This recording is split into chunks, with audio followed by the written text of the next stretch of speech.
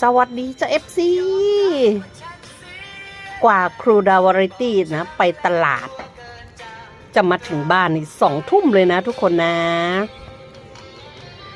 มาจัดสำรับกับข้าวนะ ตอนนี้พร้อมรับประทานแล้วนะคะ มื้อเย็นมื้อค่ำมื้อแรงมื้อเดิกนี่ทุกคนกูดาได้อะไรมาลาบเป็ดค่ะนะเจ้าประจำค่ะร้านลาบกาฬสินธุ์ตลาดราตรีนะวันนี้มีเมนูลาบเป็ด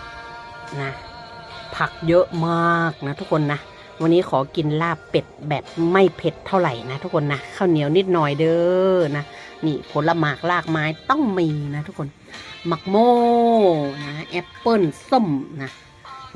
กินวันละลูกละหน่วยไปทุกคนนะไม่เปลืองนะมาเด้อเส้นแสบข้าวแรงน้ำกันเด้อลาบเป็ดกาฬสินธุ์